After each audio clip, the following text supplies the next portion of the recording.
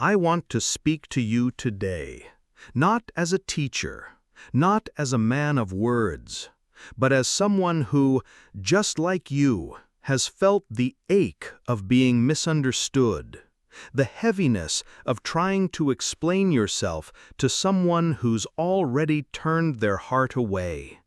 If you've ever tried to convince someone of your worth, your truth, your love, only to feel them drifting further, I want you to know you are not alone. Maybe no one ever told you this, but trying harder isn't always the answer. There's a moment in every relationship, be it with a partner, a friend, a colleague, when logic begins to lose its power. You present the facts, you speak from the heart, and still they resist. And the more you try, the more you feel like you're losing them. Let me ask you something. Have you ever tried to open a rosebud with your hands? If you force the petals, you ruin the bloom. But when you wait, when you allow the sun, the warmth, the rhythm of nature, the flower opens on its own. Human hearts are not so different. There's a reason why trying to convince someone often creates the opposite effect. It's not because your message is wrong. It's because your energy, your urgency, is felt as pressure, and pressure triggers defense. It awakens the primitive instinct to resist, to protect, to close off. You may be speaking truth, but if the other person feels pushed, they won't hear a word. And here lies a sacred truth I had to learn not from books, but from life. Influence doesn't begin with logic.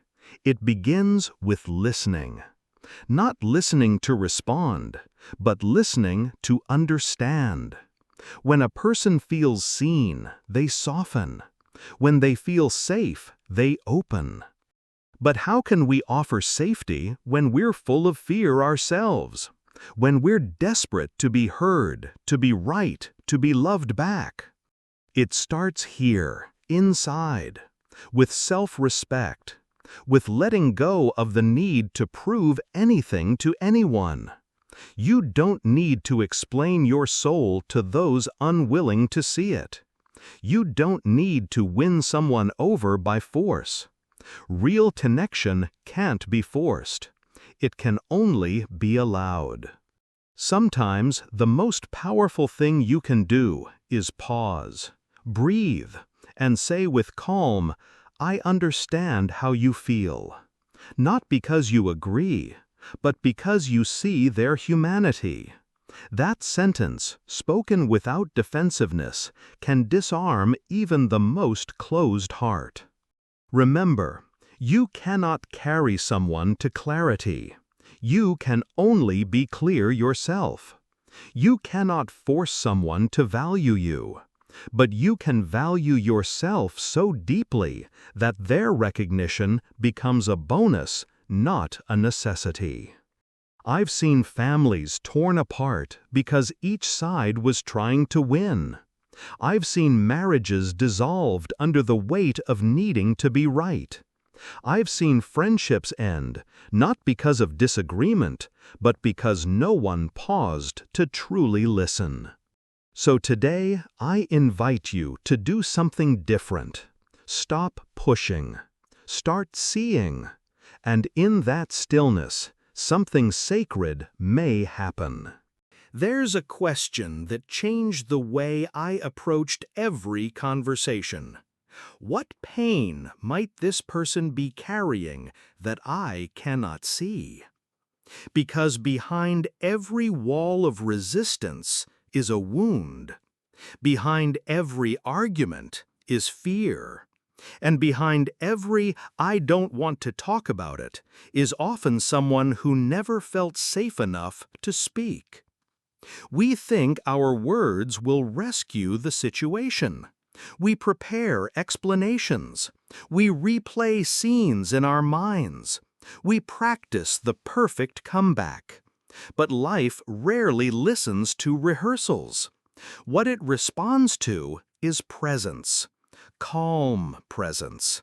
The kind that says, I'm here. I see you. I'm not here to fix or fight. I'm here to connect. You see, influence isn't about changing someone's mind.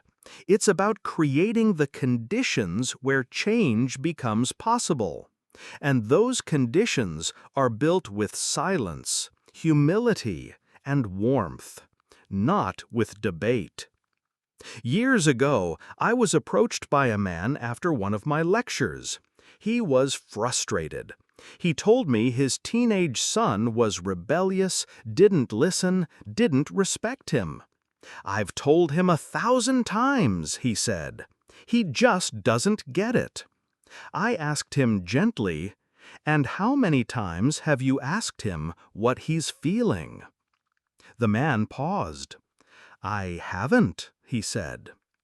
That boy didn't need another rule. He needed a father's curiosity.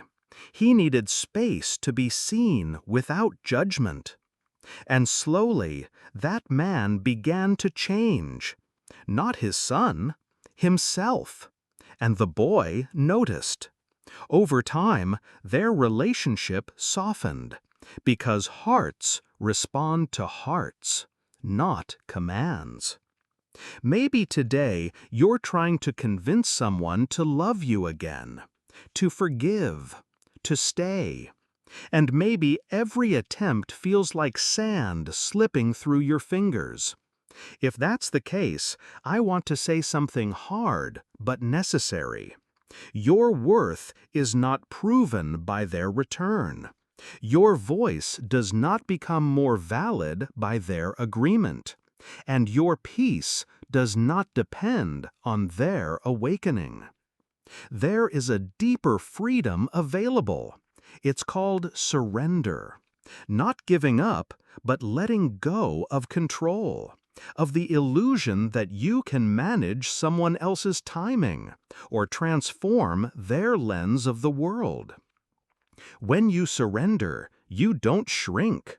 You stand taller, because you're no longer entangled in the exhausting dance of convincing. You speak your truth with clarity, and then you release. That, my friend, is dignity. There's a strength in walking away, not in anger, but in reverence, for yourself, for the moment, for the mystery of human connection. Some bridges are not meant to be forced. Some doors open only when we stop knocking. And if someone does return, let it be because they remembered your peace, not your pressure. I believe with all my heart that what draws people in, what softens resistance and invites true connection, is not argument, it's alignment.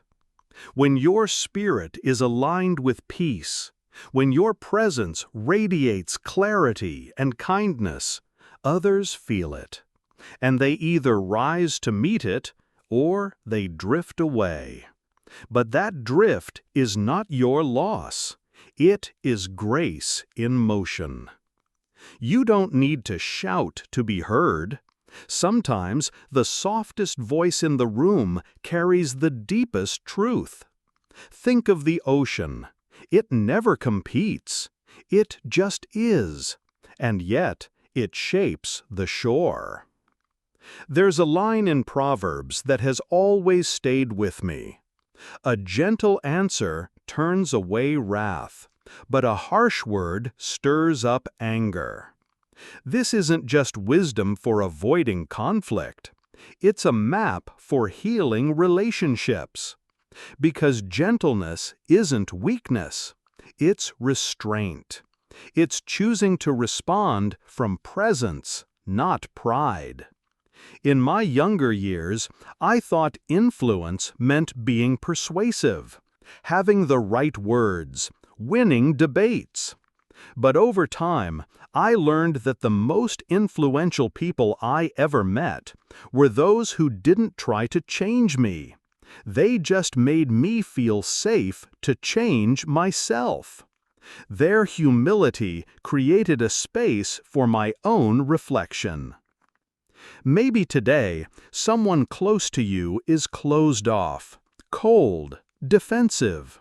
You've tried everything: logic, emotion, even silence. And still there's a wall. I won't pretend to have a quick answer, but I will offer you this: be still. Stop trying to fix it. Let your silence be a mirror. Sometimes, when we stop reaching, others start wondering.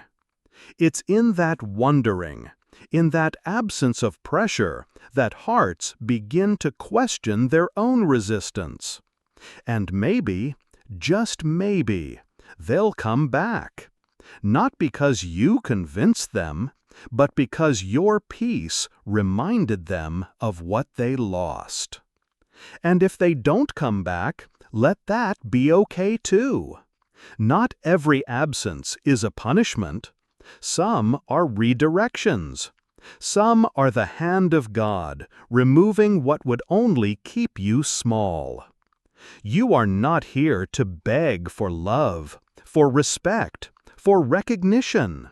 You are here to live in truth, to walk in grace, to offer presence, not persuasion.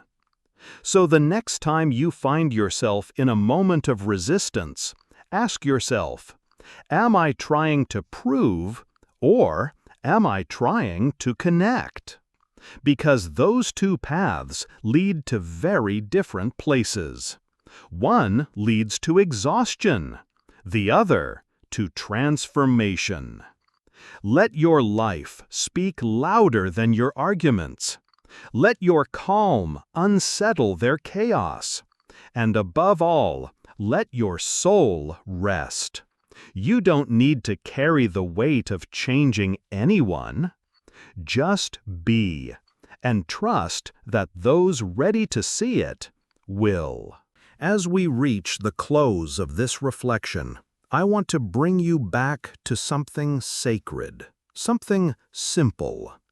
There is nothing more magnetic than a soul at peace, a soul that no longer pleads, no longer explains, no longer performs for acceptance.